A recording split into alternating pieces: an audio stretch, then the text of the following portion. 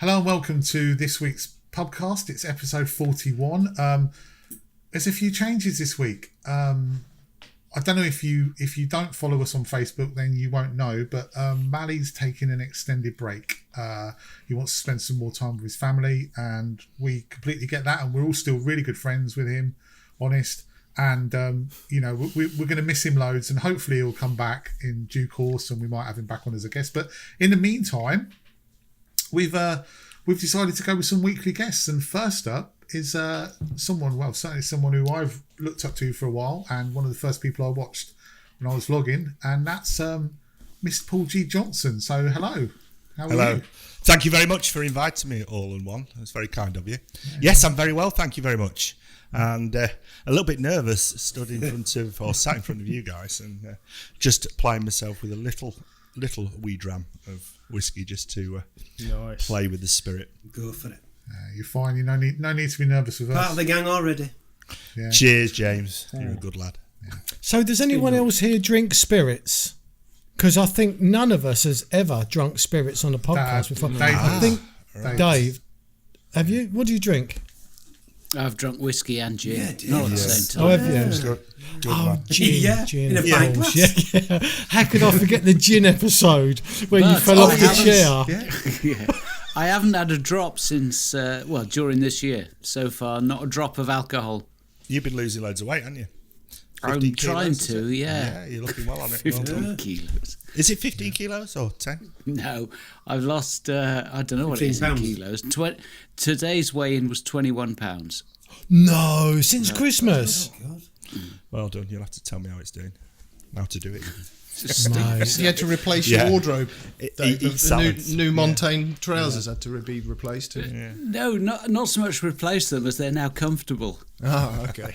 Fair enough. It's funny because you're not climbing the mountains as well. Imagine what you'd be like if you're doing the mountains as well, Dave.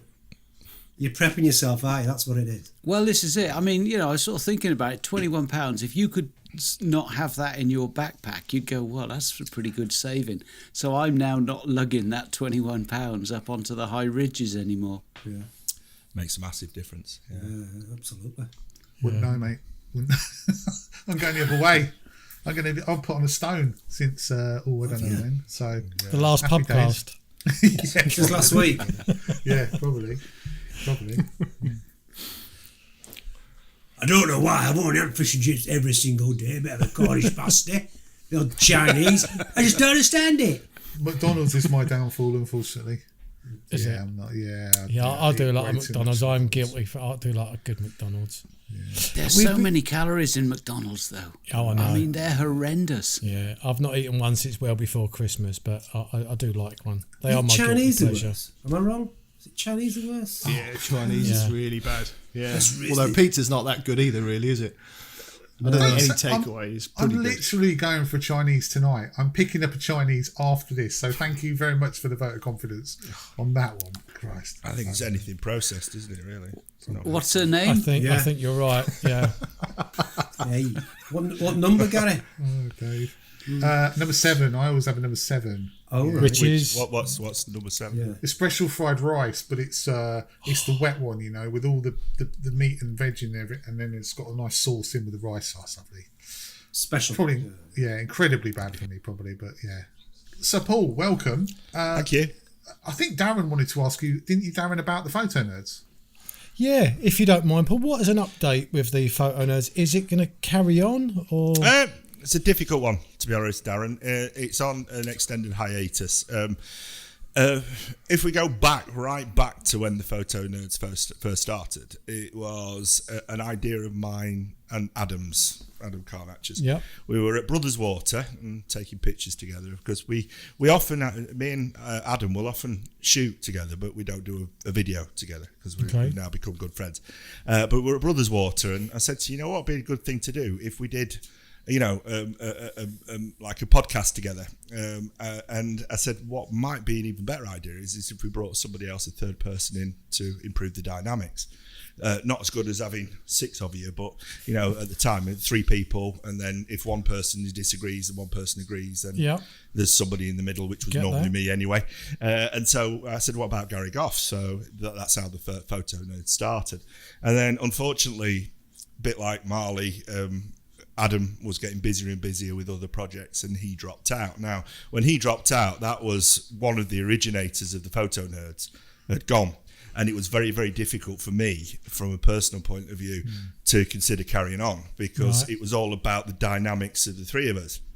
But Gary said to me, I really want to carry the photo nerds on. And I said, well, I'm a bit reticent for you to do it on your own, because the original idea was mine and Adam's, so I'll carry on with you. And then Gareth looked like a really good fit. And I met him on the Photo Nerds night at Gary's studio, and we got on really, really well. And I thought, that's going to be a great fit. So we decided to do it with the 3 of us. But the problem is that Gareth lives in South Wales. So for him to come up to us is a 6-hour trip. Now, this is prior to lockdown and Zoom and that type of thing as well.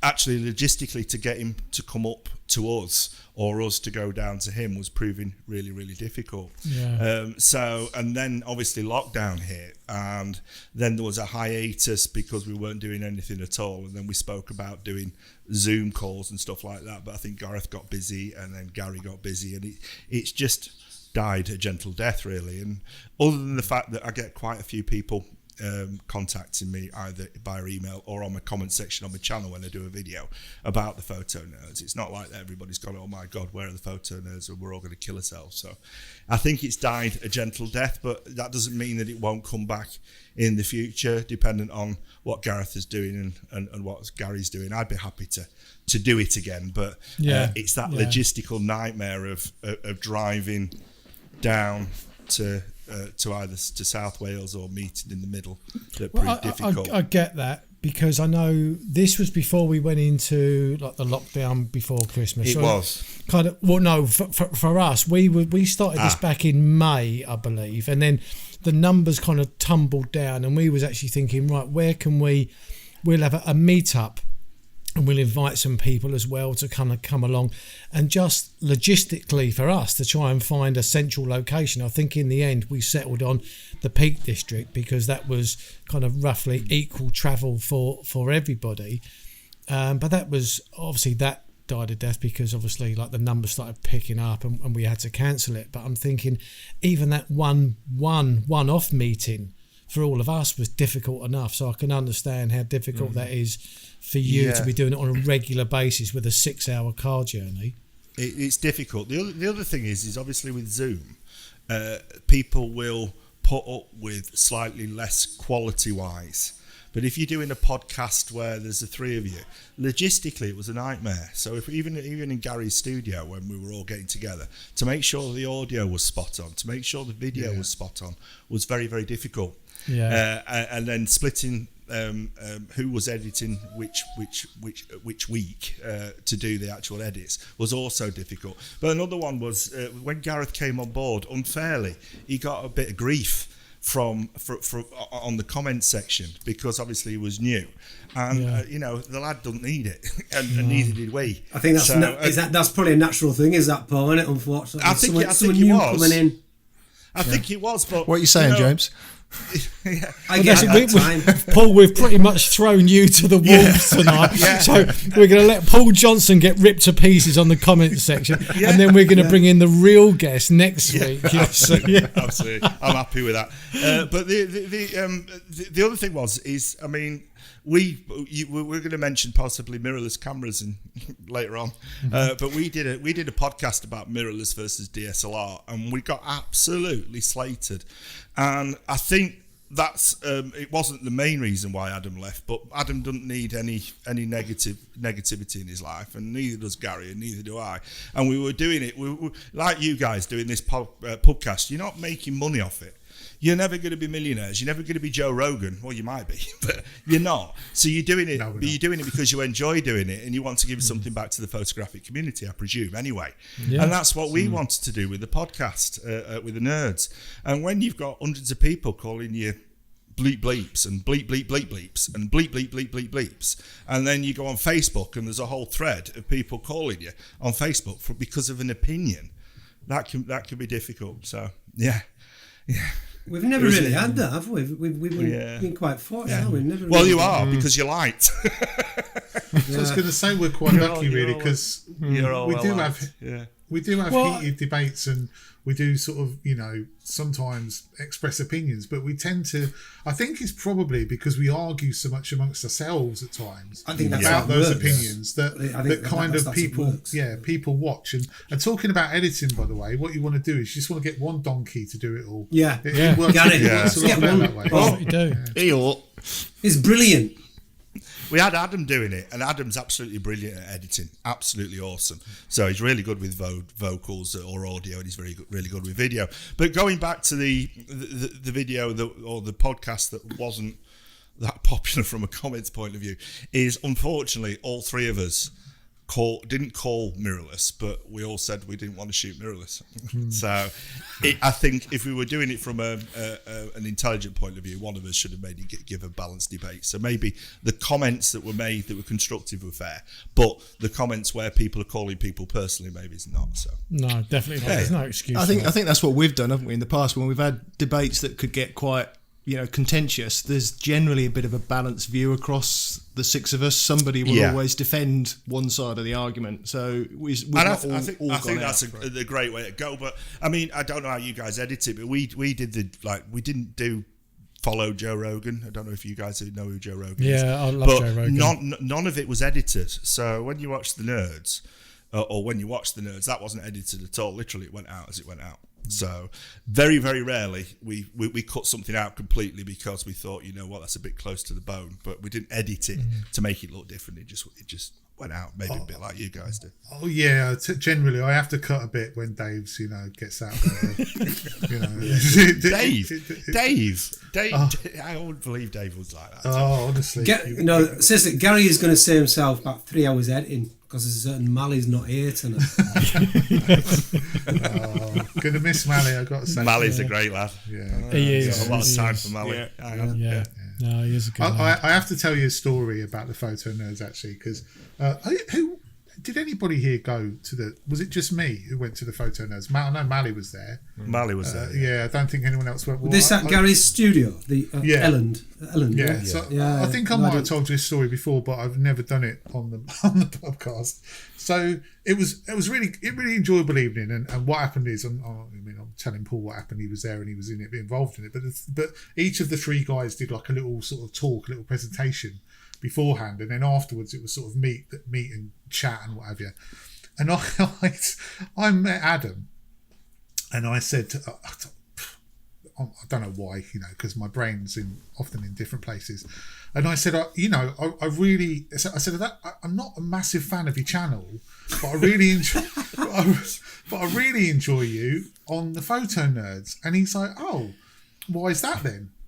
And I said, well, I don't know. I said, I'm really sorry. I mean, I doubt Adam's watching, but if you are, I'm really sorry. So I said to him, well, because you come across as the sort of person, if I met you in the mountains, you'd tell me to fuck off. Like, you were busy. And he went, no, I mean, is that what you think? And I was like, yeah, but I said on the Photo Nerds, I was trying to bring it back at this point. On the Photo Nerds, I think you're fantastic. Really, I love your reasoned argument and you're really good. And then fortunately, someone came in and then Adam started talking to them. Yeah, and saved me and I could go off. But that wasn't the end of it, because then I hadn't even had a drink. And afterwards, I then bumped into him again, and I genuinely don't know why I say the things I do at times. And I don't even want to do a collaboration with him. Do you mean this story gets worse? It gets worse, yeah. I don't even want to do a collaboration with him in the nicest possible way, because that's not my style. And it's mutual. I actually said, of course it is. I actually said to him, you know what? We should do a collaboration, and then that way I could show people that you're really not that bad. And he went, all right, I'll think about that. And then I walked away and thought, what did I just say? I can read the title now. First Man is Not So Bad. You know what? To be honest, Gary, he'd laugh at that. He would. Yeah. Out the last 4.5 years of me doing photography publicly, he's got to be one of the nicest, most genuine people ever. He's quite shy off camera, to be honest. But when you get talking to him, he's got a real dry, witty sense of humour. So he'd have laughed at that, Gary. Thank God for that. Yeah. Well, yeah, he would have took it to heart. Yeah. He's an ex-copper anyway, so exactly, he's dealt with tough. No doubt. Where's he from, Pa? Is he a Leeds man? No, he's northeast. He lives in Leeds now. He's northeast, Guisborough, where he lived. That's where he was born. Anyway. Where? Guisborough. Guisborough. Yeah, up near Middlesbrough. Yeah. But he's lived most of his life down south from Guisborough. So he comes from the same location as Simon Baxter. So that's why Rosemary Topping in that area really interesting. Yeah. So, yeah, but nicest guy you couldn't meet, you couldn't possibly wish to meet. He's a great bloke. So he wouldn't be offended, Gary. That's all. Dodged a bullet there, then, mate. Yeah, I did. Yeah, I did. I don't even know why I say the things I do sometimes. But it's difficult, isn't it?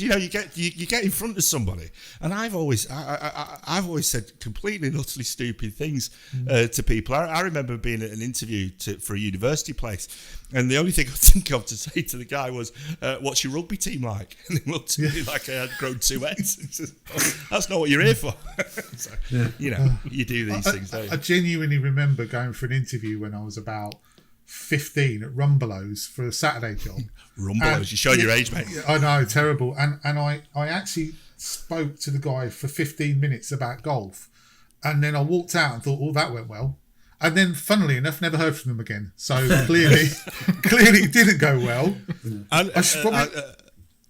Sorry, blast from the past. You see this here behind me? Can you see it?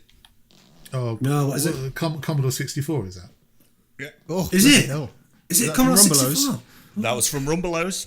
Was it? Yeah, 40 something. No, what am I? 49. I had a Vic 20. 38. Yeah, well, I almost got a Vic 20, but I wanted a Commodore 64. That just came. How old are you? If you don't mind me asking, Jed. No. 58. So does that mean I'm not telling you? 51. Well, No, I'm not. I'm 49, 50. And that had just come out, literally just come out. So yeah. It was going to be the Vic 20. But saying Rumbelows, anyway, I digress. Sorry to interrupt you. No, that's the whole point of this. This is what happens. Digression is excellent, really. It is. So why have you got that behind you, Paul? Do you still use it? No, I don't. Is that what you edit your vlogs with? I mean, there's a lot of stuff behind me here which you won't be able to see because it's in the dark, which is nostalgic. So, I mean, Commodore 64 to me was growing up. So it's same as I've got my Olympus. First really good DSLR back in the day for moving behind me. So that's my nostalgic. And is that a converted canoe that they're stored in? It's not, that's should be an expensive Barker and Stonehouse bookcase, but we got it cheap off Facebook. In fact, all my stuff in the office matches that. But yes, you could use it as a canoe or a boat, but you'd have to shore it up a little bit. How's your boat, Dave? You what? How's your boat? Because you made a new jetty, didn't you? Yeah, I haven't. I chopped the end off the deck. I've got to lug it down to the lake. So that's as far as you've got. So you've just chopped your decking in half. So Jan now falls off the edge, and you've just left the whole deck. No, it's all safe. Don't panic. Okay. But the problem is I can't build it now because it's high water. Because it's going to be for medium water, so I've got to wait for it to drop a foot or two before I build it. Because this time of year it'll be underwater. So essentially, you just fly tip then. Yeah, exactly. That's the thing. But I'm pointing it due west for those nice sort of equinox sunset shots. Do you reckon it's going to become one of those jetties that everon flocks to, like the one at Derwent Water? Iconic. It's going to be a honeypot. It really is. Yeah. Start charging. I'm going to. Yeah, well, this is it. I'll charge them. Do you want one boat or two in your shot? Everybody will be coming. You live in Anglesey, don't you, Dave? Yeah. Yeah, they'll all be coming to angle, so you won't be happy with that. They'll all be coming to take a picture of your boat. They'll all be coming to take a picture of Dave's honey pot. Can you not?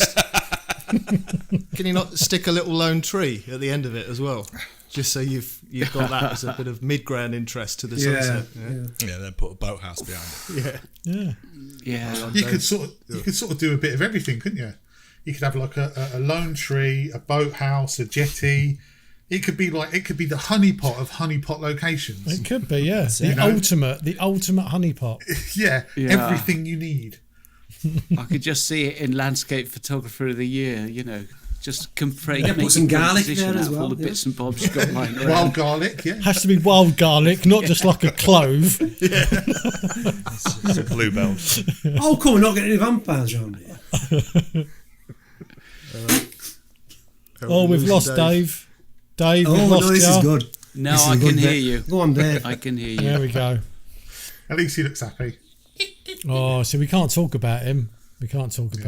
You're looking really happy in your freeze frame, Dave. So that's something to be positive about. It's a good thumbnail, that is. Yeah, that is. If everyone could just smile like that. Brilliant, we'll use that as the thumbnail. Excellent, that'll work perfectly. So moving on, and because we were talking about it anyway, and you got a load of grief for it, Paul, we might as well resurrect the whole conversation about DSLR versus mirrorless. And you can maybe talk us about, because you've gone mirrorless now, haven't you? I have, yes. And I think we're all mirrorless now. We are now. Yeah, so I think what I think we could talk about really is the benefits, of course, of mirrorless, but is there anything you miss about a DSLR? Because there must be something that we all miss about having a DSLR. So, I miss the viewfinder. Yeah. I do. I miss the quality of the viewfinder. I miss the way my DSLR feels in my hand. I still can't get on with carrying my mirrorless camera. It just feels too small. I mean, I know I shoot Sony, and the A7R III has a smaller grip than the A7R IV. That's meant to be a little bit more comfortable, but apart from the way the camera feels in my hand and the viewfinder, there's not much I miss about it. I really don't. I love having all of that information in the screen. I love having so much information, and really being able to see what the picture on the LCD, kind of come into life. And yeah, I don't think I could go back. Well, I know I couldn't go back. Yeah, I'm the same, Darren. I missed the viewfinder, the quality. The first time I looked through the viewfinder, I thought, "Oh shit, there's something wrong with my viewfinder. It's not like I was used to." Yeah. And once you've got used to it, but I don't really. I miss the I can't even say the word, the familiarity of my 5D4. You get to know it inside out, back to front. You know where all the buttons are. You know how to use it. You pick it up and you can use it. So I miss that, but that's just getting used to a new camera. But I haven't really noticed a great deal of difference in mirrorless in terms of the technology. I've noticed an improvement in the quality of the images because it's a better sensor, and I'm getting better quality images. But like the things like focus peaking and all the rest of it that you get with mirrorless, it's more of a nice to have more than anything else. For me, it's just a better quality camera that's giving me better quality images. The lightness doesn't bother me too much because I'm not really hiking. I'm going around the woodland and things like that. So the weight itself isn't a big issue for me. It's more the fact that I've got a better quality camera, and I think that's really the biggest benefit for me. And you're the same as you. I wouldn't go back. What did you go from and to, Jamie? 5D4 to the A7R III. So quite a big jump. It's a jump in companies as well, isn't it? Yeah, absolutely. Yeah, no, that's what I mean. I had to move away from Canon familiarity around the. And you mentioned it, Darren. What did you go from and to? I went from a Canon as well. I had the 5D Mark III. Yeah. But we've discussed this on the Pubcast before. I had no intention of leaving Canon. I didn't want to go over to Sony, but it was so Canon just wasn't bringing out anything mirrorless at the time. I think the EOS R. Was that their first venture? Yeah, so I think they just brought that out, and I think there was a lot of disappointment around that camera, and that was at the time that I kind of almost needed to switch. because I had kind of money to buy a new camera, and I just thought, well, looks like Canon's not going to bring anything out for a while now, so I went over to Sony. And don't get me wrong, I'm absolutely delighted with Sony, but now Canon have brought out the R5 and R6. If they would have brought them out at the time, I would have just stuck with Canon and gone straight over to the R5 or R6. It's a great camera. Because you're a Nikon shooter, aren't you, Paul? So I am. I mean, I'll quite happily wait before I put my $2 in, if everybody else wants to. No, you just go for it, mate. Go on now. All right. Eager. Right. It's interesting because I'll most probably do a video and a balance video because I transferred from the D850 to the Z7, right? And when we were on the Nerds, I said what you said, James, Darren even, about how tactile it feels. So I've still got my D850. I've not actually traded it in yet. I will do, because I wanted to get a balanced approach and maybe put it out on video after I've used it for a number of months between the two.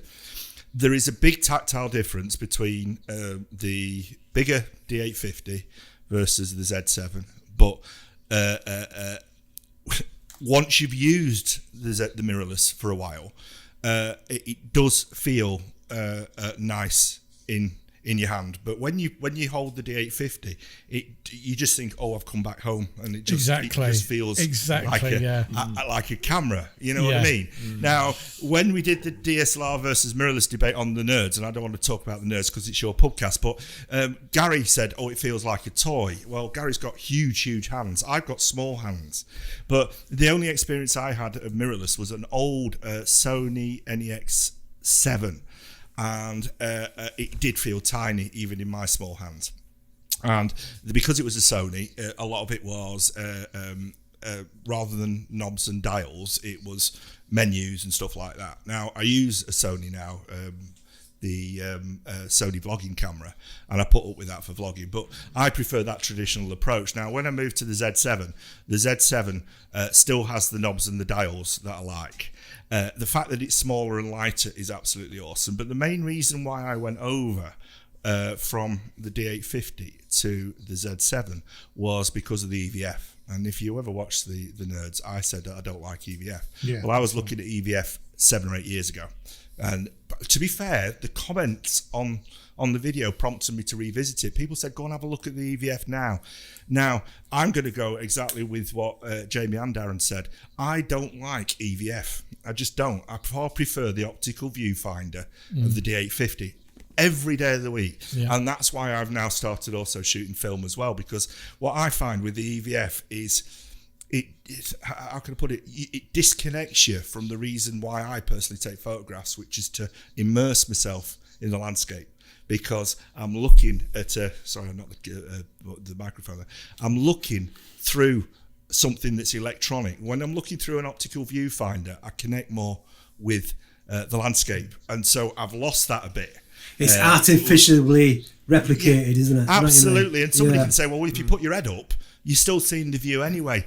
But when I actually lose myself behind the camera, it's through the viewfinder. And if anybody's ever watched me on video, that's what I talk about. I like to compose through the viewfinder, not through live view at the back. Yeah, I can't do that. No, I can't do that. The reason I went over, or another reason I went over, there's a guy called Danny Howarth who shoots in the woodland near me. And we went out one day, and he had an XT11, is it? Is that right? Fuji XT Series, same one Thomas Eaton's got, and he said have a look through. And what I loved about it is because of the EVF, when you set the exposure and aperture, you can see what it's going to look like in camera, and I found it far easier to compose my shot in dark situations with the EVF over optical. And you know, I can understand people moving from one company to another and various other things, but that was the primary reason. It wasn't weight, it wasn't the size, it was the fact that when I'm shooting primarily where I shoot these days, I could compose exactly. Yeah, whereas it was a guess with the optical viewfinder. And as I say, Darren, you shoot, I think, predominantly woodlands and stuff like that. So you understand what I'm saying, and that was a game changer. So that was the reason I swapped over, and I've had a lot of grief from it, and people have said, "Oh, you're a sheep," and stuff like that. But if I'm going to change a system, I've got to do it for a specific reason. Yeah. But on the plus side, and I poo-pooed this on the nerds as well, so I'm not going to be a hypocrite. I said, well, I could lose a few pounds because I don't mind if it's a little bit lighter. The lightness doesn't really matter for me, but pack size, it does make a difference. I mean, there's a big difference between the Z7 and the D850 with the lenses and with the size of the camera when I'm packing up, particularly when you're vlogging. So I find it really weird though that people would even comment to say you're a sheep or you're a this, you're a that, just because you change your system. It's a really bit like weird. the argument from the film to the digital. People are really set in the ways in a way, aren't they? I think the sheep comment was possibly because, to be fair, if you're putting yourself out there on a podcast and you're saying, I'm never, because I did, I'll be honest with you, I said I'm never gonna get rid of my DSLR. I'm gonna keep it. I'm really happy with it. So that's fair comment, because I said the fact that it's heavier, I can lose a few pounds. The fact that it's slightly smaller, it really doesn't matter. That I don't like EVF. So there's a lot of things that I've said on the nerds that I've actually backtracked on. But we can all be wrong. I think that's life, though, isn't it? I mean, we've all said something one year, and then the following year something's happened that you change your mind, and you shouldn't be held to account for it. I think, Darren, it's not even a year, is it? It's when you're doing something like you're doing at the moment. It's an hour. So you're talking for an hour in your life, and we can all get carried away and we can say stuff, but so the D850 is still there, but it's going to get traded in with great reticence, because I absolutely love it. So I've loved the whole 800 series of Nikon. It's been absolutely amazing, and the only negative really of the Z7 is the single card slot. But I don't shoot weddings. Yeah. So, and it's the QXD or whatever it is on that, and all the camera manufacturers said you're more likely to lose the actual camera's internals rather than the solid state of the card. So why are you thinking of getting rid of the 850 then, Paul? Because I can't afford to have both. My wife won't let me. That's a fair comment. So if I'll be honest again, if I was shooting purely grand vistas and outside a woodland, I'd keep the 850 because I'm a landscape shooter. I would keep the 850 because I've lost some of that connection with it's purely subjective, this, so people can say, well, I don't agree with you, and that's fine, but I've lost some of that connection with the landscape when shooting with the Z7. But going back to what the other guys said, when I was in the woodland and I was shooting with the 850, it was all, am I going to get the focus right? And I've got enough images on my hard drive where the focus has been slightly off. That never happens with the Z7. Yeah. So, it just doesn't, because when that EVF, I can see the lighting conditions, I can see how I'm composing, I can see that the focus is there, and bam, you take the shot. And the sensor's no different between the two. But I can nail that focus and get what I want out of the shot. But if I was shooting grand vistas, I wouldn't have swapped. No. I wouldn't. What about you, Dave? If obviously Olympus now, I think they are ceased to be. Are they not? I mean, there's talk of a new flagship camera coming out either end of this year or next year, I've seen. But I have to say that I knew you lot would follow me eventually, because you always do. I lead, you follow. Absolutely, you're like the Pathfinder of Hamlin. But if something happened to your camera, Dave, if something happened to your camera, would you stick with Micro Four Thirds, or would you go for a different brand? Or no, if I had a problem with that body, I would replace the body like for like from MPB. Really? Wow. You know what I love? I love the fact that you're still shooting micro four thirds, and I'm not trying to patronise you at all. I think micro four thirds is awesome. In fact, on the top left hand corner, I've got an Olympus here, and it was one of the first micro four thirds cameras. You know, there's a lot of snobbishness about taking pictures, and you know what? It don't matter what you shoot with. Your images are awesome, absolutely awesome, and thank you. Camera don't matter. I love the Olympus system. In fact, the cameras I've got behind me, there's 2 Nikons and there's two Olympus. So I shot with Olympus for years before I went over to Nikon. But I put a video out today where I'm testing a lens that costs 120 quid. And honestly, I challenge anybody to tell the difference if I didn't tell them it was 120 quid lens. It's a kit lens. Yeah. But for me, it was always about weight saving and portability and size. It was about spending time in the right location, and it doesn't matter how good your kit is. If you're not in the location that you want to be, you're not going to get the images. And my images, what I really like to get are mountain images from as high as I can possibly get. I think that says everything, really, doesn't it? I mean, you have to treat your camera as a tool. Not just the brand or how much it costs or whatever. The camera has to do the job that you've bought it for, and your camera, Dave, suits you absolutely perfect for the mountains. I mean, you know, because you're not shooting coastal every week where you can afford to. I'll put an extra 10-15 pound on my back. You know, you need to be as light as possible to get to the top and do it week after week. So. And that there is the one reason why I love my mirrorless, but the one reason where I miss a DSLR, because you're saying about using it as a tool, I'm scared to take mine out in bad weather. What have you got now, Gary? That's Sony A7R3, same as these two guys. Is it weather sealed though? Well, it's supposedly weather sealed, but right. I've seen some. I put my Canon 5D3 through some absolute torrential weather, and it then it broke. But that's because I was an idiot. Because you dropped it. No, I took the. That was the tripod. I took the lens off in the car, but some moisture dripped from the lens. When I put it back on, it was the moisture on the end of the lens on the connection that caused the problem, not the weather sealing on the camera. But I'm scared to take. I would never take my Sony out in the conditions that I took that Canon. Oh, I think you should. Really? Can I have yours James, if it goes wrong? Yeah. Hold that thought, James. I mean, you got the R6, but that's not as well weather sealed. And I remember you saying to me once that you changed your mind a little about weather sealing.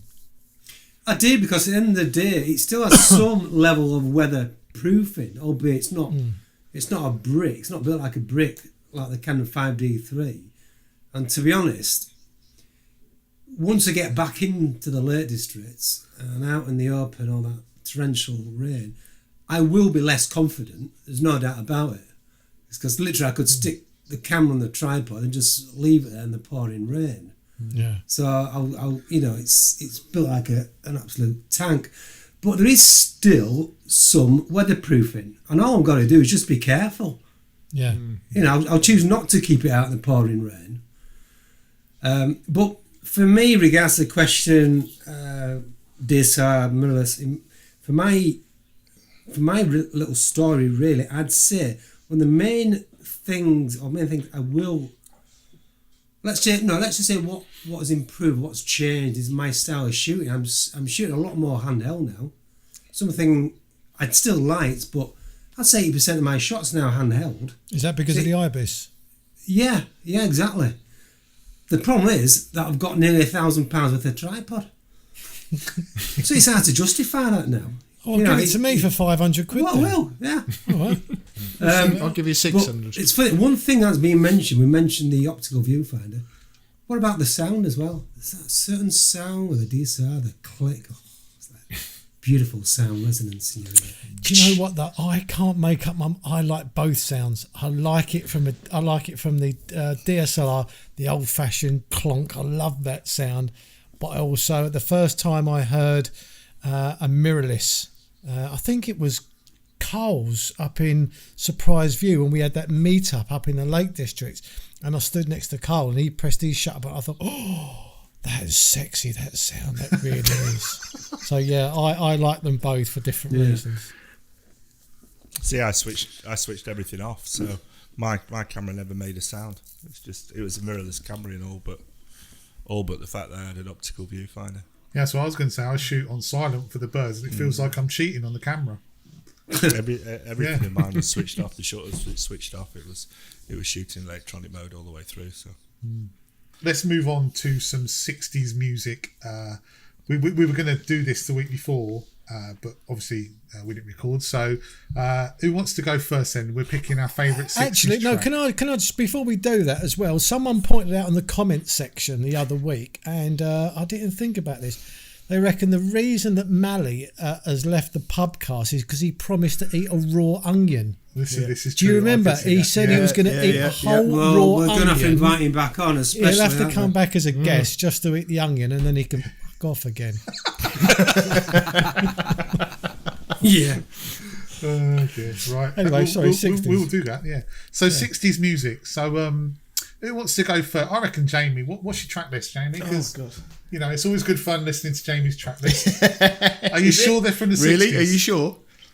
Do you know what? I've actually went through and the website I used before, I don't know what it's called, but you've obviously pulled me up on it before when I found a track and played it thinking it was a 70s or 80s and the rest of it. So I found the track on the same website and then I went into Wiki and just to double check that it definitely was in the 60s because I knew you'd pull me up on it. Oh, it must be true if it's on Wiki then. Well, there you go. Yeah. Well, I'm clearly a man of the 60s. You know, I was born in the 60s, but clearly didn't listen to a lot of music in the crib. So, you know, it wasn't the sort of era that I was heavily into on on a daily basis. But I think my memories of 60s music has really come from my parents, really, and what I had to listen to when I was, at home living with them. So therefore, I've chosen two tracks. One is more of I guess you'd call it a comedy 60s track, and the other track is more of a serious one. And both of them I really like, but both of them were tracks that, as I say, I listened to a hell of a lot as a kid. So this one you may recognise as...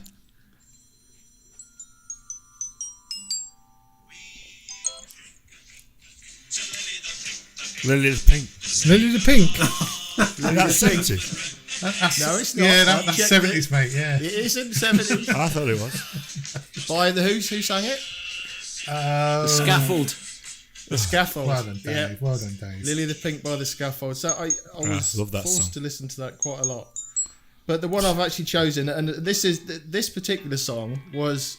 Oh, hang on. Before I stop it. This particular song was my dad's favourite song, one of my dad's favourite songs.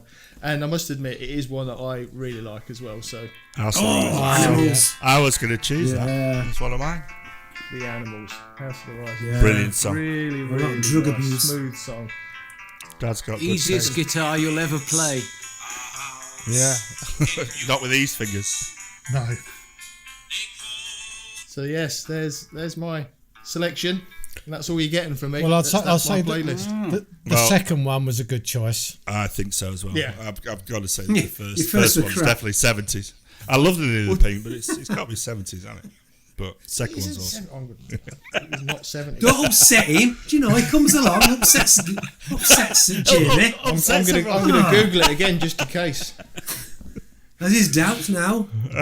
No, I checked it. I've got my doubts about my own accent. Come on then. Who's next? Go on, Dave. Right. Go on then, James. Let's hear you. No, come on, Okay. James. Well, Okay. you've actually got one chosen. Yeah, quick before I forget it.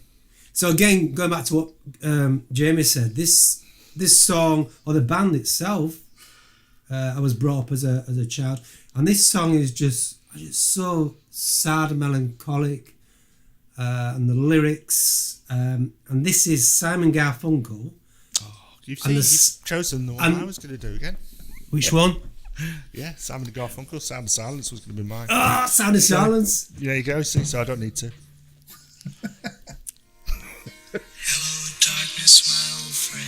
It's that opening. I mean that lyric. And the lyrics. It's amazing. Yeah. And then it kicks in. And so there we go. I went to see Paul Simon in concert actually. Very Not the good. same. I don't particularly like him solo. Do you not? No, not really. Didn't really like his music. What I kind of quite liked about Paul Simon in concert was there was no kind of big entrance. You know, there was no. Oh yeah. Just kind of walked on, pair of jeans, jacket, guitar, and the concert just made started. an effort then.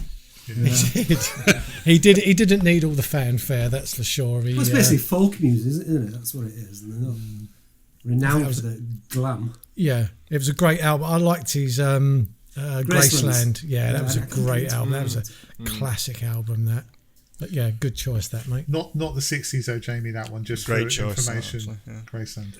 I wasn't going to pick it. And it's 1968, which I've just shown on the screen. I've just wikied it. 1968. Poor He's old very Jamie. touchy. He's very Sorry, touchy. mate. Sorry, Jamie. I honestly thought that was the 70s. So yeah. Thank you. Dave, go on then, Dave. What you got for us? Okay, I'm going to start with a blues shuffle.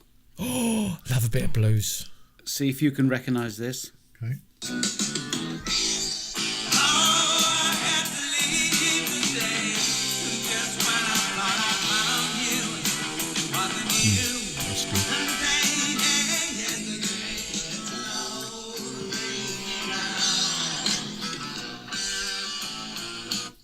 I like that. I like it, but I don't recognise it. I don't recognise it, but I love it. I like it. I like the Sound like funk of Pink it. Floyd, but it's not Pink Floyd, is it? No, it's Jethro Tull. Oh, Yes. The- That's awesome. Their first album, Stand Up, 1969. That was A New Day Yesterday. okay. But my second choice, because I understand where Did we have two? Well, apparently, I something had one. Well, I've only picked one. I'm but- told Started a trend. Yes, go on. this one isn't a blues shuffle. This one's a bossa nova.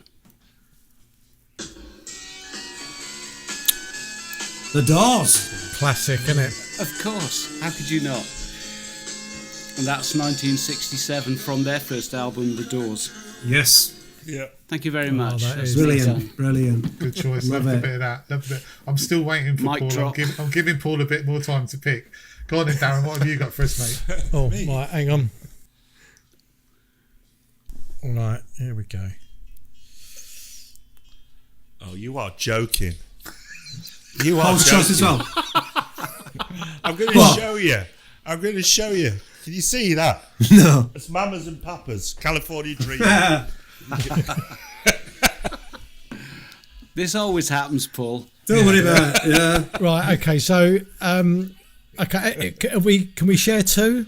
Yes. Yes. Yeah. Because Apparently. okay, because this one would have been number one, but the next song I'm gonna play for you, it's got quite an emotional attachment. But who's that playing in the background?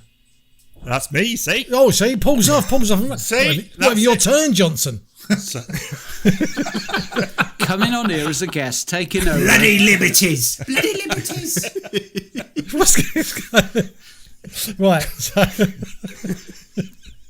Right, so this is.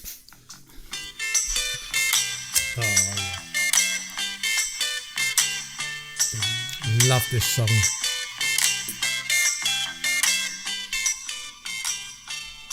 Right, but the song that I have to choose, and there's a reason for this, is because it's me and my daughter's kind of favourite song. And once I've played it, I'll tell you a little story behind this as well. But it's this.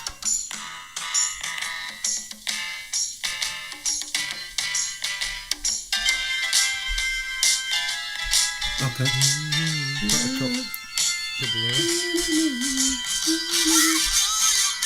Build me up. So whichever she's round and this comes on, and we'll both sing this. Anyway, this was about 2 years ago. She had just kind of come home from uni, and she wanted to get a tattoo. And look, I'm covered in tattoos, and I was really against it. And I said, "No, oh George, like, please, don't be silly." Clearly against it, Daddy. And she said, "It's going to be a really, really small one, Dad. Absolutely fine. It's going to be a tiny one on my ankle." And I said, "Please, George, do not get a tattoo." And she said, "I just want to get a little buttercup to remind me of you." Oh. And I went, So all right then, Oh, you all right died then, inside all right you. then. Yeah, exactly. Can't you get a big one on your back, not on your forehead? No dainty shit. So And she walked out. She walked out and went, "Yes, fooled him." yeah. Full eagle. Shivers up my spine, that has, to be honest. That's really nice. Yeah. What you got then, Paul? Are you going for your mamas and papas? No, I'm not, because I can't, because Lily the Pink was going to be the first one. Don't know if you know, that was 1967. Yeah. And then, to be fair, House of the Rising Sun, one of my favourites, and then Sound of Silence as well. So, you know, and then California Dreaming, which I was going to put on by the Mamas and Papas. But, you know, two of my favourites were actually picked.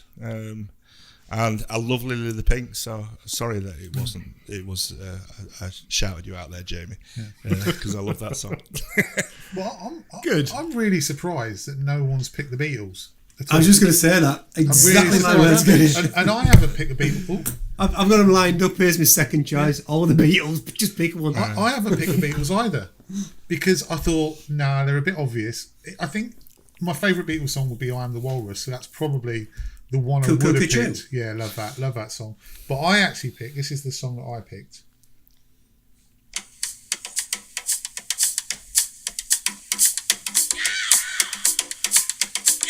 That's Rolling Stones. Yeah.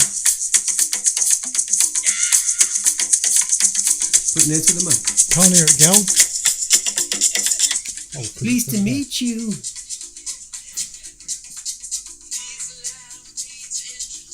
Just myself.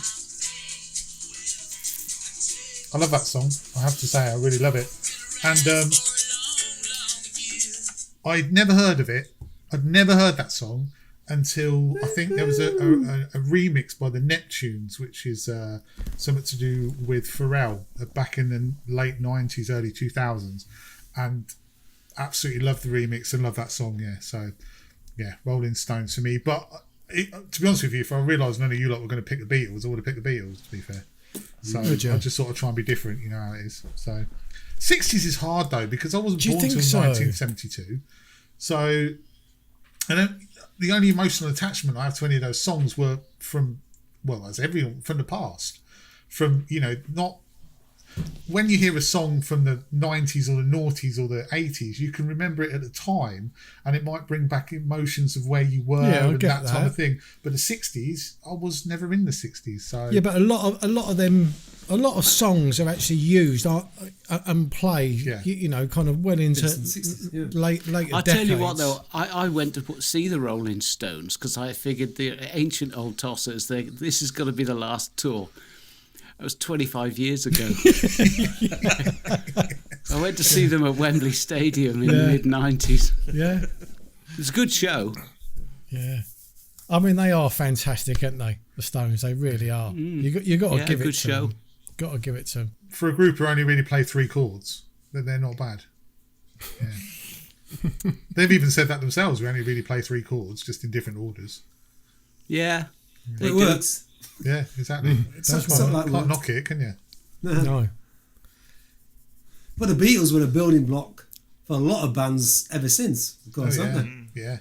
And Buddy Holly before that, Yeah. Elvis even. yeah. We're not doing 50s, are we? Because I've got nothing. Hell no. No. I've got a clue. We should do the 30s. Yeah, that'd be George Formby, innit? Exactly. I love a bit of George Formby. A bit of skiffle. Can't beat that. Lonnie Donegan. No, he was a bit later. He was a 50s. Yeah. Does your chewing gum lose its flavour on the bedpost overnight? That's the one. You know all the best songs, don't you? Grade 6, ain't you? I do, mate. Yeah. Cotton Eye Joe. Oh, yeah, I That can't was the best believe ever. you picked that. Have we done noughties yet? No, that's next week. Because I won't have a clue. Yeah, you'll be all right. I think. Would I? Yeah, there must be something Taylor in the Swift? noughties. Cotton Eye Joe, that takes me back. See, this is why I like Evan Paul on. He likes my track. He didn't say he liked it. He just says he remembered He's it. just being polite. In the deep dark past, I used to DJ, and Cotton Eye Joe, you put it on, and the whole dance floor floor filler, would innit? erupt. And Saturday Night as well by Wakefield. I played that once at a nightclub 3 times in a row. Christ. Whoops upside your head. Absolutely. YMCA. Yeah, exactly. Yeah. Was Jamie at these nightclubs? Jamie was at the front. If you put Boney M medley on, you could play it for 15 minutes and go and sit and have a drink because it just light the floor up. Yeah, can't lie, Joe. It's one of my first ever tracks was Boney M, Hooray, Hooray, It's a Holly Holiday. Absolutely, it's a great song. God, dear. Along with Tube Way Army. Almost as good as Lily of the Pink. Almost. I don't care. I'm just put myself out. Well, it's been lovely having you on, Paul. It's getting embarrassing. Stop it. Thanks, mate. It's that time for me to go. Stick around for a bit longer. Just don't talk about music with Jamie anymore. That'd be good. Just stop that right now.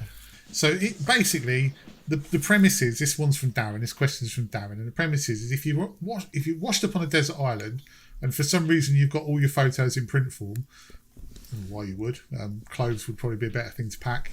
Maybe some tools, rudimentary. You washed like up. that. You didn't have time to pack. Yeah. But you've still got time to have all your photos on you. Let's say that you've washed up with all your photos and they're all sat on the beach and you haven't got around to picking them up yet because you're worrying about trying to survive and building huts and stuff. And a big tidal whoosh comes in and you can only save one of your images. One of your images out of everything you've taken. Which one would it be and why? And let's start with Darren. I ain't got a clue, mate. Brilliant. Can we move on to the other one now then? Thank God for that. Thank you so much. Does it really matter that they're all backed up in the cloud anyway? So does it really matter? Just let them go. Hang on. Right, let me get rid of that. Are you joking? Oh no! I think you're going to save me, Darren. Sorry. No. Right. Let me get zoom up. Right. So share the screen. Yeah. Mm-hmm. I've chosen. Yes. Well, I've chosen 3 photos. 2 of them I really like, and when I looked at the other one, it's definitely going to get a re-edit.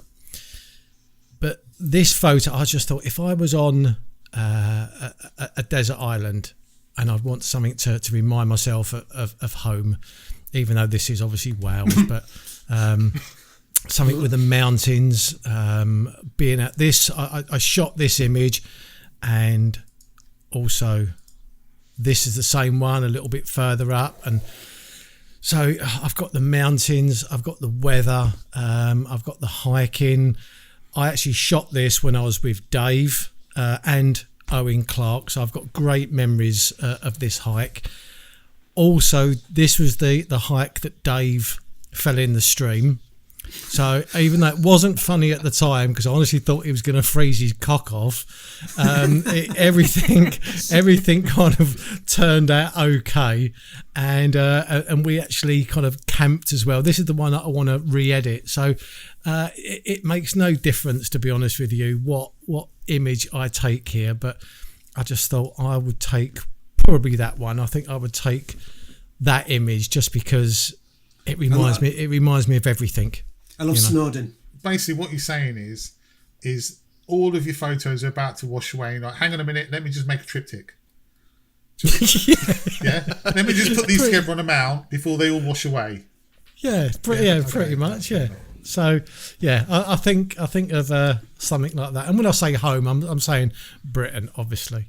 So yeah, that's Can't that's say a photo. that. It's a stunning image. Love it. Thanks, mate. Thank you. Yeah, it's beautiful light on that, I've got to say. Yeah, I must admit, I quite like. I mean, I know it's a bit of a cliche, but again, it's just the thing is with photography, they don't have to be the best images, do they? They're all about how you feel about it and what it captures and the emotion that it kind of brings when you look back at it. It's and for me, I just love these series of images because I say every one of these have got a the thing is, from there, Darren, you can see the ridge where we camped the first time. Exactly. So you've got both spots in one image. Well, in this particular image, I was going to crop it, but I thought, no, there's Cumidwell here, and then going up through the Devil's Kitchen, up onto the ridge, so it's got so many memories here, it really has, from the hike that we went on to what I'm actually looking at. So yeah, there you go. That's mine, gentlemen. Very nice. Jamie, do you want to go? Not really. No?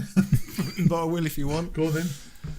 Well, I've realised that I've got two. Well, Darren's got three, so he's beat me. But I've got two. But the one I've chosen, I suppose, for me, I've shared it before, so I'm not going to spend too much time on it. But and I've really struggled with this, if I'm honest, because I've not got much emotional connection at all to a lot of my shots in terms of, if you were telling me to save one image, what would I grab? I really struggled with it. So I had to ask the wife, Leslie, I said, look, out of all the shots that I've taken, which one would you grab of mine? Which one would you stop? So she's actually picked one herself. So the other one I'm going to show is the one that she's picked. But the only one I can think of really was this one that I know I've shared with you guys before, which was these trees at Buttermere. And the main reason I would grab it is because, one, it's a shot that in the Lake District that I've not seen a lot of with other people, so therefore it's quite unique in that respect. But also, as I've told you guys before, the fact that I was with the kids and I was with the wife when I took it, it was an opportunistic shot that I just grabbed the camera, no tripods we talked about earlier on, and literally just shot this handheld. And I just absolutely loved the shot, and I was so pleased with it when I got back and when I shared it and the rest of it. So yeah, I think out of everything I've taken, that will be the one that I would personally grab hold of. But the one that my wife chose was this one, which is at Southwold. Okay. Now, I don't particularly, not that, it's a great shot and I'm happy with it, but it's not one of my best shots, definitely, because it's a bit messy in the foreground. But she really liked this shot. She liked the fact that it's got something other than trees in it. I do get a lot of criticism from my wife for the amount of shots I take of trees. So she liked the fact that it's beach huts and it's got a nice sky and the rest of it. So that was the one, funnily enough, that she would choose. So, but don't you find that's normally the case though, where a photographer is quite critical of particular shots and you think, oh, it's not the best light, I could have improved on that had I have done X, Y, Z, but a non-photographer sees photos completely different and just sees them for what they are, which is like a really nice photo. I think right. if you want an honest appraisal of your work, don't ask a photographer to look at it. Ask for somebody else to look at it. So I agree entirely. I love both shots, but that second one, I can understand why your wife likes it. I love the first one as well, but that second one, it just draws you into the shot. It's particularly, I don't want to sound sexist here, but from a female point of view as well, my wife loves to be drawn into an image. And that's what that image does. You're there. Yeah. You could just be sat there. Yeah, a story. But you mentioned that on one of your videos in the past, James, about a story behind the shot, and I never really understood that. I just take images because I love taking the shot. But then when I was talking to Mali on his podcast a week ago, I ended up talking about the fact that my images were a story, but in my head, rather than a story to convey to somebody else, if you like. So... Yeah, sorry. No, no, it's good. No, absolutely, mate. I love both of those. They're great. Dave, what you got, mate? It's on the wall behind me. That Thomasine. Well, yeah, from his calendar. Oh, don't. I had to get that one in. So, just to clarify, it's your own image, because I've got a Banksy that I'd rescue first. no, Sharon. Sharon, yeah. Okay.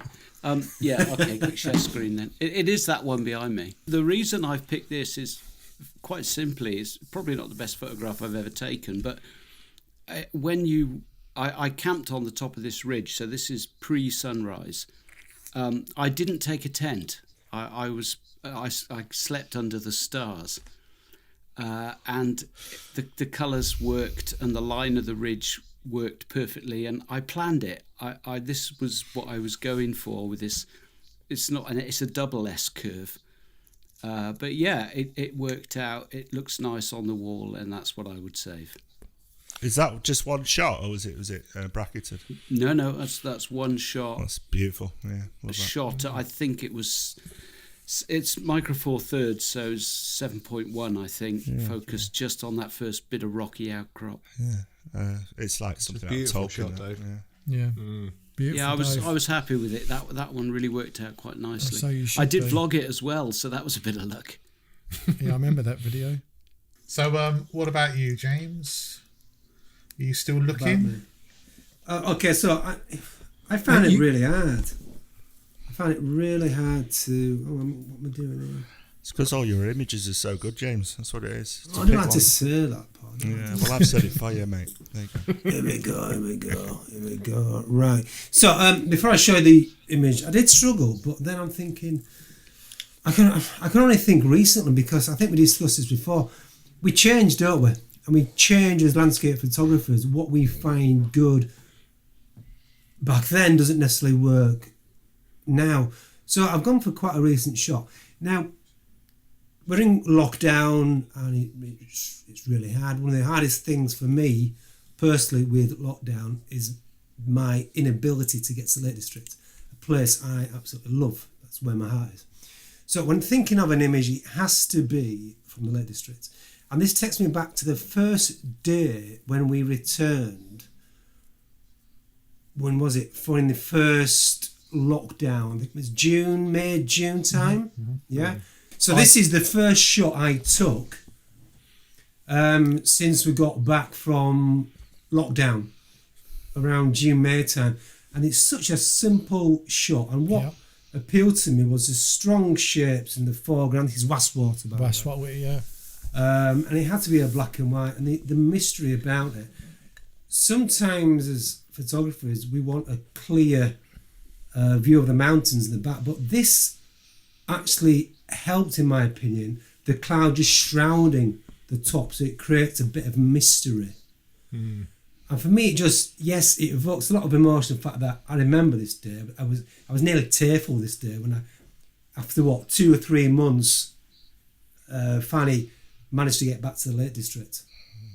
It's quite an emotional day anyway. Huge emotional connection, isn't it, James? Yeah, absolutely. Absolutely. Well, it's just the simplicity of it all. As soon as that image popped up, I knew exactly where it was taken. I remember the vlog that it was from. As I say, as soon as this image came up on the screen, I recognised it, because I commented on it saying that I absolutely love this image. I really do. There's something about this image that I know for you it's got a connection, but for me, I just thought, it's really a slightly different take on your usual Wastwater shot as well. Yeah, I always aim to go a bit different. But I always love different. I really do. It's great. Yeah, absolutely. It's just the simplicity, isn't it? That's as you said. It's such a simple shot, but so effective. Exactly. Yeah. Exactly. And you won't see another shot like that at Wastwater. That's what. No, you probably that's what won't. I love. Yeah. No, you probably won't. It's nice to see Wastwater without the scree. Yeah. Exactly. Yeah. Exactly. Exactly. Something different. Yeah. So you've all picked landscape shots, and my thought on this was that if I was stranded on a desert island, I wouldn't need to save any of my shots that I've already vlogged, because they're up on YouTube and I could just come back and watch them when I got home. So I've gone for this, and the reason I picked this one, share screen. Oh yeah. I like that. Right, so, I like that. So the reason I picked this one is partly because my wife loves it. She says it's one of the favourite shots of hers that I've ever taken. Secondly, because I took it about 10 years ago on I think it was a Canon Rebel T3i or something, and it was in the back garden. Our back garden was literally that messy, and thirdly, because it represents me, really. I'm in a right old state, but I'm actually quite fragile, and it should have been handled a bit better. And so I sort of, but this was when I actually first started really. I've always been a photographer without a cause, without a camera, without a real reason. And I managed to get hold of this Rebel T3i, and these, the first sort of things I did, I think this was with a 50mm f1.8, and I'd never had one of those before, and and I was playing about with it, and I just, something clicked in me after taking this picture that made me think I want to do more. So that's kind of why I'd save that one. Really, it's not an amazing photo by any means. It's striking though. Yeah. It tells a story instantly. I like it. Yeah. And the contrast between the text and the density of those blacks. Yeah. Really strong. Yeah, I used to push the blacks quite a lot. Push those blacks, Gary. Yeah. Let's be fair. I used to do that on absolutely everything landscape, whether it's black and white or not. Still push the blacks. Struggle with the highlights though, Gary, haven't you, in the past? Oh, I have. Yeah, it's been known. It's been known. Don't bring that up. Don't bring it up. So that was my pick. But yeah, just it's interesting actually, isn't it? It's interesting when you look to see what pictures you're actually emotionally attached to. And probably that one surprised me when I looked through, because I wasn't sure prior to that, and then I went, no, actually, yeah. But that's what it should always be about, shouldn't it? Is what you are attached to, regardless of the quality of the image. It's what holds you, as a person. It's when you look at that photo. I know that the one that I chose, the middle one, and I could see that photo for me had so many memories. Not just of taking it, but as Dave said, Dave and I, we camped up on that ridge a few months prior. So when I look at that, I've got all of that, all their memories going on in that photo as well, and it prints really nice. I mean, we talked about this before, haven't we? Where anyone else looking at that image, they don't have any of that attachment at all. No, all they see is the image. But what makes it so special to you is all of the rest of the attachment that the day, the hike, the company, the conditions, all of that. It's why I think sometimes you often look at your own shots completely differently to how everyone else looks at them. It was that shot. My son wanted a copy of it, and I printed it off last weekend, and Helen looked at it and she said, "Oh, that's nice," And I said, "Well, that's where we went." I said, "Me and you, we kind of walked all up there, and we walked." She went, "Oh, is that where we walked?" She said, "Oh, could you print one off for us then?" So straight away, like she liked the image, she thought it was a nice image, but as soon as she realised she'd actually done that walk, she actually wanted a copy for us. So she's now attached to that image. Yeah. So. Yeah, lovely. Because she can relate to it. Exactly. Yeah. Exactly. Plus, it's God's own country. It is God's own country. Just saying, James. Isn't that meant to be Yorkshire, God's own country? It is, yeah. A lot of famous sayings have been taken from Yorkshire. Last subject then. Pressure. So, is there? And I'm not talking about external pressure. I'm talking about really a pressure that you put upon yourself to put out regular creative content, because I think all of us at some point have probably felt this pressure, and I know, Paul, you stopped for a while. Dave, you haven't been out as much as you wanted to be. I've been stuck in the house, and I think we all put pressure on ourselves to try and get something out, when maybe we should, think about almost like giving it a rest. Thoughts? I think it's the reason why you're doing it. To be honest, it's what your driver is. If your honest driver is you're going to do it as a business because you want to become a YouTube sensation, then you need to be putting content out once or twice a week. So if we go back 4 years, when I first started putting content out, there wasn't that many people actually vlogging. So there was Adam, there was a few others, there was Tom Eaton, even Nigel Danson wasn't vlogging at the time, or Simon Baxter, and I was regularly getting 10 to 15,000 views a week when I was putting videos out.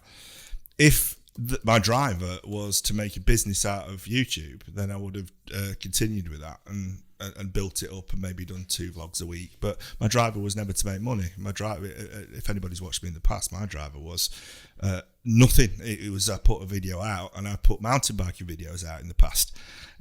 Nobody watched, and a few hundred people watched, and then a couple of thousand watched, and then it got to the point that my little boy, and I've said this loads, and you'll have seen the speech that I gave at the Nerds, is my little boy came in one day and said to me, "Dad, what are you doing?" And I said, "I'm editing the video. Can you leave me alone?" He says, "Dad, you're always editing the videos." And he was 7 years old, and I thought, and he's been on my vlogs, and I thought, I'm not doing this for anymore for other than the fact of doing videos. So I took a break. So and I think that's the reason that Marley's took a break, because his kids are roughly the same age as mine were, and I admire him for that. Now if you look at the people, the likes of Thomas and Nigel Danson, as well as taking great photographs and doing great cinematography and stuff like that, it's the regular churning it out. But I can see the likes of people, I'm not going to mention those two particularly, but how burnt out you're going to be doing that for 4.5, 5 years. Now, if that's your main job, now that's fine, because all you're doing for 40 hours a week, where you and I would maybe working, is doing YouTube. So, you go out and you vlog it, and then you spend, I know that Nigel spends 20 to 30 hours a week editing his videos, and you can see that in his content. Yeah. I haven't got the time to do that, so it wasn't a job for me. So I didn't feel any pressure not to put content out, other than the fact it was a slight shame, because as I say, but if you go back 4 years, it was really gathering momentum. But I made the choice about my kids rather than actually creating content. But the only thing that I can say from a pressure point of view is I'm very, very lucky, like you guys are, is that the people who follow me are loyal, and the comments that I get on the videos, it's not an ego thing, but the comments I get on my videos, I get a lot out of the fact that people enjoy it when I do put content out. And I'm honestly humbled that I've not put a video out for 6 months, and I put a video out and 4,000 people watch. And for me, that's a driver, because people enjoy the content. But other than that, I don't really feel any pressure. Just talking about one of your videos, though, very quickly, Paul, and you mentioned your son. Yeah. You've done a video from Bowl Hill Quarry. Yeah. And it was quite funny, because when I watched that, I've been there like a handful of times, and where you were taking photographs, I kind of recognised it. And then there was a pool at the bottom of these rocks. Yeah, I know. And I tried to shoot there, but there was a couple of guys practicing some rock climbing. And as I was thinking, I've been there, I'll try to get that shot, but these guys kind of got in my shot. There was what appeared to be a rock climber coming down as you was doing a piece to camera. There was appeared to be a rock climber in the background, and then this little rock climber just went, "Hello, Daddy," and I just thought, "Oh, that's a little Johnson coming down here." So practicing his Star Wars. I have to confess that I didn't hear a word that you said after that, because I just thought, well, he's got to get down safe, because Paul wouldn't release this video. But the whole time I was just transfixed on this guy. Oh, right, he's down now. Right, what was Paul saying? Yeah. He spent 6 months in hospital, but it was fine.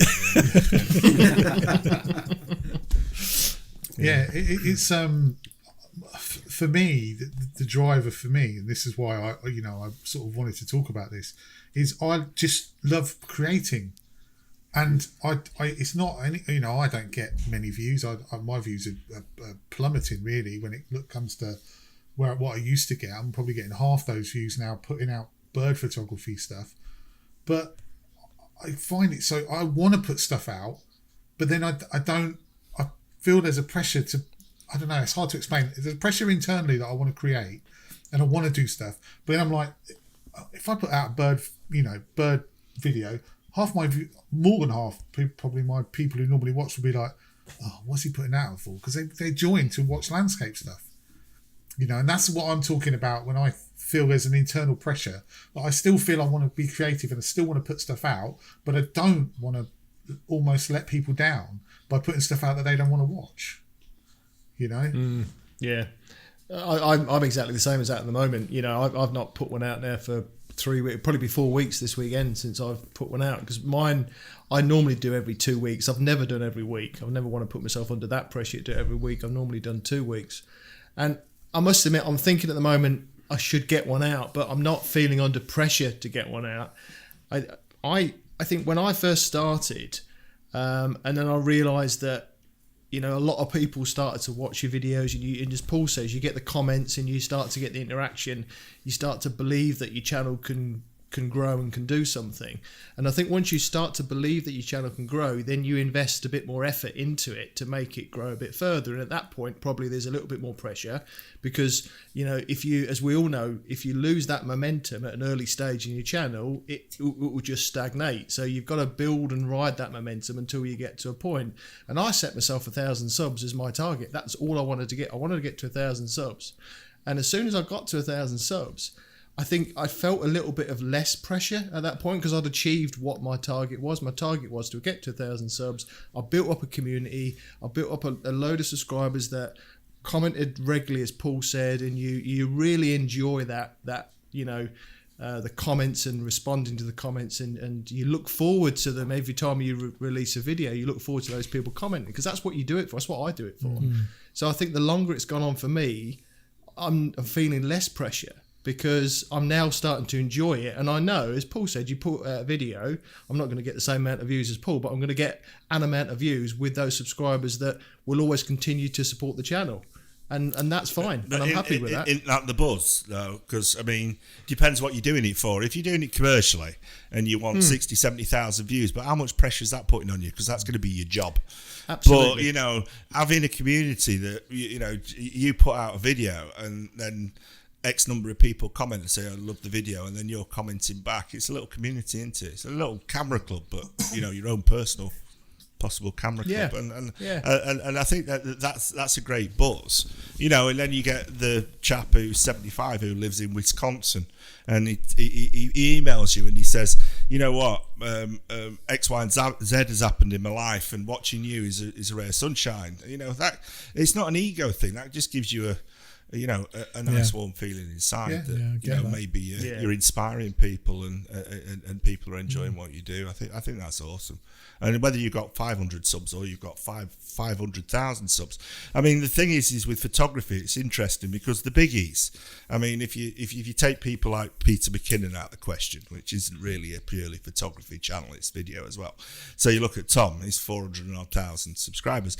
On the scheme of things, that's nothing with YouTube. I mean, my lad watches videos of the gamers, and even the small gamers have got Millions. 1 million or 2 million subscribers. Yeah. So, if you want to make a living out of YouTube, don't do photography, because you're going to be working hard for it. Buy a PC and to take pictures of you playing Warzone or something. Yeah. So I think we do it for a different reason. I mean, Gary, you mentioned creating. Whether it's bird photography or whether or not it's landscape photography, it really don't matter. I mean, I know Mali feels the same. Is for him, it's creating content that he really enjoys. I mean, for me personally, the creation side of it is not my main driver. What I like is trying to tell people whether or not they shoot micro four thirds or they shoot a film camera or they shoot a full frame camera or whatever shot they get, or whether they shoot handheld, it really don't matter. Go out and have a go. And that's where I get the buzz from. Is trying to drive people from maybe a beginner level. It don't matter really what you do as long as you go out and enjoy it. So, I think it's great. I have to say, I watched you. When I first started, I watched you. I watched Thomas Heaton. I watched Jason Jones, and that was the three really that I watched. But I remember, and I'll still remember it. And I probably never said thank you, but I need to say thank you now. This is what I'm talking about you being that type of guy. You're right. You're nothing about money, and you're nothing about that. I put out a video from Dungeness. It was my very first one. I had probably had 10 subscribers, and you retweeted it. And that to me is like, wow. Someone going to the effort to do that, because you were massive then. Not saying you're not now, you do it Adam Carnage first by photography. You were massive then. You're right. Yeah, no, because there weren't that many people doing it, was there? But I still do it now. I mean, somebody sent me an email and asked me to have a look at his video, and he's not got that many subscribers. Nobody had commented, and I commented on it because, what am I? I'm no different. I don't take any better pictures than any of you guys. Thomas Heaton and Nigel Danson don't take any better pictures than you guys. Just happens that you're in the right place at the right time and you do well. And if you can encourage people to go out and shoot, that's all it's ever been for me, to be honest. And that's my honest opinion. Yeah, I think I'm the same. I mean, I think you all go through that little phase where you think, I need to, and especially if you've been uploading like I was regularly every 2 weeks. And then I kind of went through a point thinking, I've not, the bank is kind of running dry. I need to kind of put something out here. And I just couldn't for a while. I just, locked down and all the rest of it. And I just couldn't get it together. But now I don't feel any pressure to put videos out, but I'm currently working on a video at the moment that I'm really excited about, and I think that's when you should release it. I mean, I have tried to make a couple of videos just recently, and they didn't just quite work. They didn't gel. But then I just thought, well, that one didn't work. I just won't release it. It stays on the computer. I don't want to hog the conversation because I know there's a load of more of you that need to comment. But don't you see that the people that, in my personal opinion, is the people that are having to put content out twice a week? You can see the stress that it's causing them. I will want that. No. I will want that. I mean, we've all got stresses and strains with the jobs, but you know. It's so difficult for those guys, and I do feel sorry for them a little bit. That I won't want to be under that pressure twice a week, especially in these conditions with lockdown, where you can't go out and shoot where you want to shoot, and if you do, you get lambasted for it, right or wrongly. But it's a lot of pressure. It's a lot of pressure when you're doing something that you love. You know, if you're going out and you're shooting and you're loving it, and you've got that pressure upon yourself to go and create content twice a week, it's not easy. I think the problem with that is during this period, that is their only source of income. Of course. At this moment in time, so they've no choice but to churn out weekly, bi-weekly. But the problem I see, I won't name anyone, but the quality is diminishing. I think the quality isn't as good.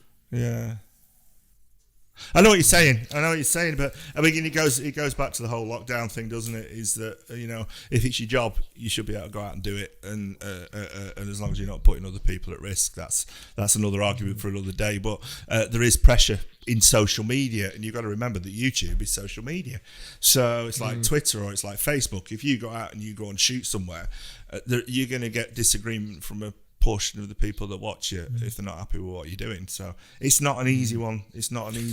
But James, just going back to what you were saying when you said the quality's going down, are you talking about specific vloggers or YouTube in general? No, not in general. Specific. There's one or two I've got in mind. I won't mention them. Okay, no, don't mention no names. But obviously, are you talking about the vloggers that do produce two a week or one a week? Because if you are, you know, I mean, you'd appreciate this anyway. But you know, as Paul says, when you're under that pressure to put one or two vlogs out a week, and you can't go out anywhere, that has got to be an absolute nightmare. As we was the more creative vloggers out there, there are some top end. Tom Heaton, he does it, and he does it really well. I think the thing is with Tom though, Tom's just naturally gifted in front of the camera. Tom's just natural. And just natural, and that's what it is. I could watch Tom talking about his shopping list at Tesco's. Absolutely. It's just the way, you know. I'd stick in the past bit because I've always said how good Tom is. But he's always been natural, and if anybody inspired me to pick up the camera from a vlogging point of view to think, oh yeah, I'm going to do it, it was Tom. But you know, the content, the thing, what I'm seeing a lot of in YouTube, and by no means it's a criticism, but somebody puts out a video and then a raft of other people do exactly the same thing, and that's not good from a creative point of view. I'd prefer to watch you, Gary, taking pictures of your birds than watching somebody who says, I'm going to shoot handheld, and then 3 days later somebody says I'm shooting handheld, and 3 days after that somebody's shooting handheld, or ISO isn't the most important thing, ISO isn't the most important thing all the way through. So, you know, but it's horses for courses, isn't it? Mind you, I did copy Darren. Right. Yeah. Well, I'll tell you something. I will never be copying anyone about shooting handheld. That you do them videos as much as you want, gentlemen. I'm not knocking them, but when you get on a 2 week period, one person brings out a video and then all the rest bring out that style of video. I'm just going to change my title, my release. I'm just about to do a bird video. I'm copying these two at the moment. I'd never knock anyone. Yeah, but Welsh birds are much more effective to look at, Dave. From a content point of view, maybe I'm different, but that's not the type of video. I don't want to watch the same things over and over. I think you're spot on, mate. I think there's a lot of people who will look to see what does well. And but it's commercial, isn't it? Yeah. I mean, because you know what does well? 7 tips on, and I'm not knocking anybody for doing it at all. I'm not, because if I was doing it for a business, Gary, I'd do exactly the same thing. Of course, I really would. 7 best ways, you know, long exposure photography. They're going to all do well. They're going to bring in the money. So I don't knock them. But that's not what I personally watch. I prefer watching shooting your birds. I'm just interested now, Dave. So this bird video, is it going to be coastal birds? It's got to be coastal birds, No, isn't it's it? just in the garden. I've got a greenhouse. I've bought some camouflage netting to hang on the pine end of the greenhouse, and it overlooks an apple tree. Right. And the apple tree is where the birds come and sit, because that then backs onto the fields behind the house. Right. And is that where all the birds are, in the fields behind the house? Yeah, mostly, yeah. I'm getting visions of Benny Hill. Yeah. Well, there's the music. Now, Dave, I'm not threatening you or anything, but if you get better birds to be on, I'm unsubscribing. I'm telling you now. If you get a woodpecker in your garden, I'm gone. Kingfisher. We do have a lesser spotted that visits regularly, I'm afraid. Oh dear. But Dave, I reckon you'll get some great shots down on the coast, won't you? Down on the sand and stuff, all the birds coming in. Do you get the murmurings? You see that? We do. We get a lot of starlings, but also we got loads of waterfowl on the lake. Yeah. I mean, you know, the lake is a natural place. So what with the birds and the jetty and the 2 boats and the lone tree. Yeah. Sport for choice. You're selling tickets, mate. A little story about birds. Before lockdown, I was out with James Bell. I don't know if anybody knows the guy, Capture Lakeland. He's absolutely brilliant. But he was an inspiration of mine before I ever did YouTube. And we were at Crosby Beach, and we were there. And we were doing a piece to camera, which never came out because it was we couldn't finish it off because lockdown kicked in. But these 2 guys with massive long lenses came in and they said, "Are you shooting the lesser spotted something or other?" And I said, "What's that?" And they said, "It's a bird. And it's on this beach somewhere. If anybody's been Crosby Beach, it's tens of miles long." And I said to him, "Well, how big's this bird?" And he went, "Well, it's about that big." And he spent all day with these huge lenses. And I said, "Well, if I see it, I'll tell you." You'd be like this. Oh no, it's gone. It's flown But that's off. I scared dedication it. for you. If you think landscape photographers are dedicated, Oh, I know. those guys were definitely much so. Yeah, tell me about it. I spent 3 days laying in a waterlogged field, trying to find deer. Well, a deer, at least a deer's big, isn't it? But this thing was like the size of your thumb.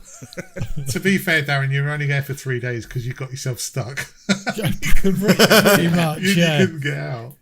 Pretty much. Classic video, that one. I don't want to spoil the ambience of everything or the smoke and mirrors of the podcast, but I've just spilt Coke all over my desk about 5 minutes ago, and no one even noticed, did they? Because I was that smooth with making sure that no one noticed. But yeah. Well, I'm glad you did that, because I spelt half a cup of tea over mine just before we started recording. Did you? Yeah. Is it sugar free though, that Coke? So it's not going to be sticky or anything. It is, yeah.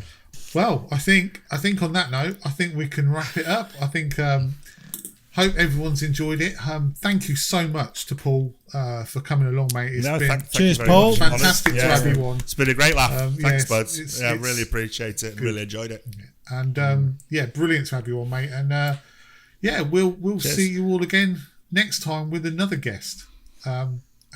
So bye for now. Look forward to seeing the real one. Yeah. Cheers, guys. See ya. Bye-bye. See you later.